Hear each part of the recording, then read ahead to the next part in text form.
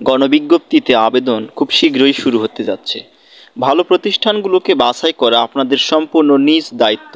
শিক্ষা প্রতিষ্ঠান ভালো বলতে কী বোঝায়, সেখানে পর্যাপ্ত সুযোগ সুবিধা আছে কিনা, এগুলো আপনার সম্পূর্ণ নিজের দায়িত্বে যাচাই বাছাই করে নিতে হবে। আসলে ভালো শিক্ষা প্রতিষ্ঠান বলতে আমরা সাধারণভাবে যেগুলো বুঝি তা হচ্ছে যে প্রতিষ্ঠানের শিক্ষার্থীর সংখ্যা বেশি সেই প্রতিষ্ঠানকে আমরা সাধারণভাবে ভালো শিক্ষা প্রতিষ্ঠান বলতে পারি। এবং অবশ্যই ভালো শিক্ষা প্রতিষ্ঠানে ভালো সংখ্যক শিক্ষার্থী থাকবে, সেটি স্বাভাবিক। ২ নম্বর বিষয় সেটি হচ্ছে কর্মী বান্ধব পরিবেশ। শিক্ষা প্রতিষ্ঠানের ভেতরে যারা শিক্ষক এবং কর্মচারী রয়েছেন তাদের ভিতরে যদি সুসম্পর্ক না থাকে তাহলে কিন্তু সেখানে কাজ করে শান্তি পাওয়া যাবে না। আপনি দূর থেকে গিয়ে সেখানে নিয়োগ লাভ করবেন, কিন্তু টিকতে পারবেন কিনা সন্দেহ। সেজন্য অবশ্যই আপনি জানার চেষ্টা করবেন যে কর্মী বান্ধব পরিবেশ সেখানে রয়েছে কিনা। আপনি প্রিন্সিপালের কাছে ফোন দিয়ে অথবা প্রধান শিক্ষকের কাছে ফোন দিয়ে অথবা যদি সম্ভব হয় তাহলে সরাসরি গিয়েও কিছু তথ্য আপনি নিতে পারেন। ৩ নম্বর বিষয় হচ্ছে যোগাযোগ ব্যবস্থা।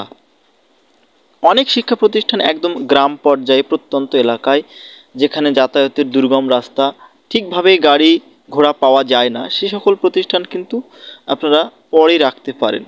প্রতিষ্ঠানের যোগাযোগ ব্যবস্থা খুব একটি গুরুত্বপূর্ণ বিষয়, যেখানে সহজে আপনি যাতায়াত করতে পারবেন। এবং ৪ নম্বর যে বিষয় সেটি হচ্ছে যে অনুদান। অনেক শিক্ষা প্রতিষ্ঠান রয়েছে যারা নিজস্ব ফান্ড থেকে বেতন দিয়ে থাকে। অবশ্যই এটা সব প্রতিষ্ঠান দেয় না, যাদের পক্ষে সম্ভব তারা দিয়ে থাকে। এটা আপনারা নিজের থেকে জেনে নেবেন যে সেই শিক্ষা প্রতিষ্ঠান কী ধরনের অর্থ দিয়ে থাকে। অনেক শিক্ষা প্রতিষ্ঠান আছে যারা মূল বেতনের সমপরিমাণ অর্থ দিয়ে থাকে, আবার অনেক প্রতিষ্ঠান আছে যারা 50% দিয়ে থাকে, 20% দিয়ে থাকে। এভাবে নিজ দায়িত্বে আপনারা এই তথ্যগুলো জেনে নিতে হবে। আবার অনেক প্রতিষ্ঠান আছে যেগুলো অনুদান তো দেয়ই না, বরং পকেট থেকে পয়সা দিয়ে ছাত্রছাত্রী খুঁজতে হয়। তো সব তথ্যগুলো আপনাদের সম্পূর্ণ নিজ দায়িত্বে যাচাই করে নিতে হবে।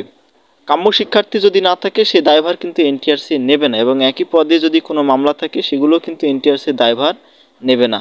আপনারা অবশ্যই যাচাই বাছাই করে নিয়ে তারপরে আবেদন করবেন। সবাই ভালো থাকবেন, ধন্যবাদ।